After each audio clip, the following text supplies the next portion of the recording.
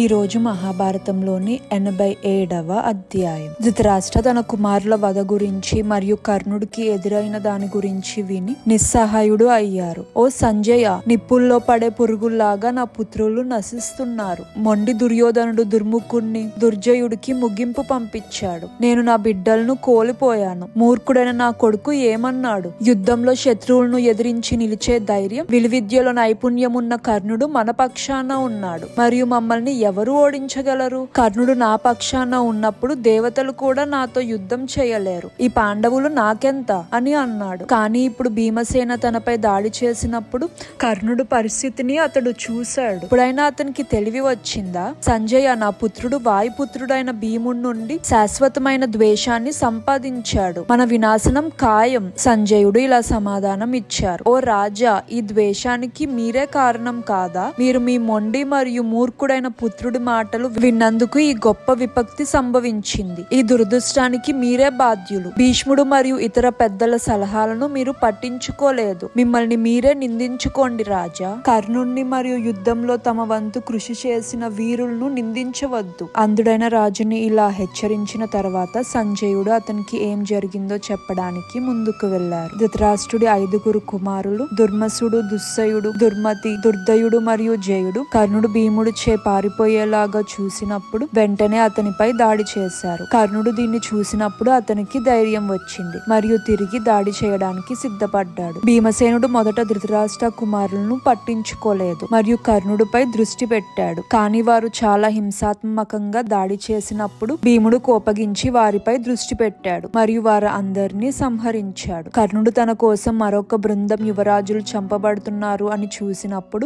అతను ఇంతకు ముందు కన్నా మరింత దృఢంగా పోరాడాడు. భీముడు కూడా పాండవులకు వ్యతిరేకంగా కర్ణుడు చేసిన అన్ని దుష్ట పనులు గురించి ఆలోచిస్తూ మురుపటి కన్నా మరింత హింసాత్మకమైన వాడు అయ్యారు. అతను తన విల్లుని చాలా బాగా ఉపయోగించాడు. దానితో కర్ణుడు పూర్తిగా నిరాయుధుడు అయ్యాడు. అతని గుర్రాలు మరియు రథసారథి కూడా మరణించారు. కర్ణుడు ఇప్పుడు తన రథం నుండి దూకి భీముడిపై తమ గదని విసిరాడు. కానీ భీముడు తన శక్తివంతమైన విల్లుతో బాణాలు వేసి దాన్ని తిప్పికొట్టాడు మరియు కర్ణుడిని బాణాలతో కప్పేసి అతన్ని వెనక్కి తగ్గేలాగా చేసి కాలినడకన నడవడానికి బలవంతం చేశాడు. దుర్యోధనుడు ఈ పోరాటాన్ని చూసి చాలా బాధపడ్డాడు మరియు రాధయ్యను రక్షించడానికి తన 7 సోదరులు చిత్రుడు, ఉపచిత్రుడు, చిత్రక్షుడు, చారుచిత్రుడు, సరసన్యుడు, చిత్రయుద్ధుడు మరియు చిత్రవర్మను పంపాడు. వారు భీముడితో గొప్ప నైపుణ్యం మరియు శక్తితో పోరాడారు. కానీ భీముడు కోపంతో రగిలిపోతా మరియు అతన్ని దాడిని తట్టుకోలేక ఉండడం వల్ల వారు ఒకరి తర్వాత ఒకరు మరణించారు. ధృతరాష్ట్రుడి కుమారులు తన కోసం తమ ప్రాణాలను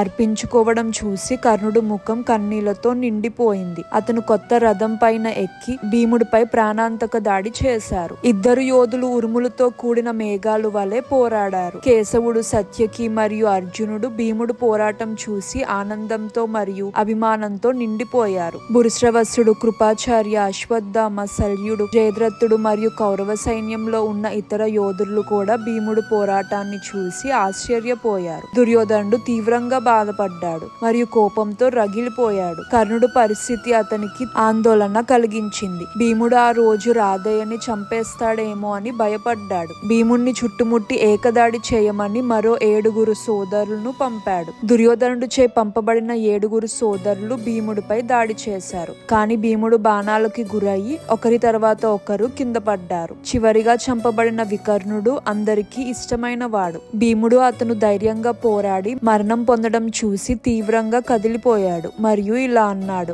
అయ్యో వికర్ణ, నువ్వు ధర్మవంతుడివి. కర్తవ్యాన్ని నిర్వర్తించడానికి నువ్వు యుద్ధానికి వచ్చావు. నేను నిన్ను చంపవలసి వచ్చింది. నిజంగా ఈ యుద్ధం మాపై శాపం. ఇందులో నీలాంటి మహాపురుషులు మరియు భీష్ముడు లాంటి పెద్దలు వధించబడుతున్నారు. తనకు సహాయం చేయడానికి వచ్చిన దుర్యోధనుడి సోదరులు ఇలా ఒకరి తర్వాత ఒకరు చంపబడడం చూసి కర్ణుడు దుఃఖంతో మునిగిపోయాడు. అప్పుడు అతను తన భావోవేగాలను అదుపులో ఉంచుకొని తన మనసుని గట్టిపరుచుకొని మళ్లీ భీముడిపై దాడి చేయడం ప్రారంభించాడు. భీమసేనుడి బాణాలు కర్ణుడు విల్లుని విరిచేశాయి. కానీ కర్ణుడు యుద్ధం కొనసాగించాడు. అతను 18 సార్లు కొత్త విల్లును తీసుకున్నాడు. కర్ణుడు మరియు భీముడు ఒకరినొకరు చూసుకుంటూ తీవ్రంగా పోరాడుతున్నారు. యుధిష్ఠిరుడు ఇప్పుడు యుద్ధం ఒక గందరగోళం పైన భీముడు గర్జన విన్నాడు మరియు దానితో ప్రోత్సాహం పొంది అతను ద్రోణుడితో మరింత శక్తిగా పోరాడాడు. భీముడు మరియు కర్ణుడు మధ్య జరుగు జరుగుతున్న తీవ్రమైన యుద్ధంలో భీముడు తన గుర్రాలు మరియు రథసారథిని కోల్పోయాడు. త్వరలో అతని రథం కూడా చిన్నభిన్నం అయింది. అప్పుడు భీముడు తన ఈతను కర్ణుడిపై విసిరాడు మరియు కర్ణుడు దాన్ని తన బాణంతో తిప్పికొట్టాడు. భీముడు కత్తి మరియు దాలుతో ముందుకు సాగాడు, కానీ కర్ణుడు తన బాణాలతో దళను విరిచాడు. అప్పుడు భీముడు తన కత్తిని విసిరాడు మరియు అది కర్ణుడు విల్లుని 2 ముక్కలుగా చేసింది. కానీ కర్ణుడు మరొక విల్లు తీసుకొని భీముడిపై మునుపటి కన్నా మరింత తీవ్రంగా బాణాలు వేశాడు. భీముడు నియంత్రించలేని కోపంతో కర్ణుడిపై దూకాడు. రాధయ్య తన జెండా వెనుక దాక్కొని విధ్వంసం నుంచి తప్పించుకున్నాడు. అప్పుడు భీముడు కర్ణుడు రథం నుండి యుద్ధ భూమి మీదకి దూకాడు. అక్కడ ఆయుధాలు లేవు. నేలపై పడి ఉన్న ఏనుగులను కర్ణుడి బాణాల నుండి తన రక్షణకు ఉపయోగించి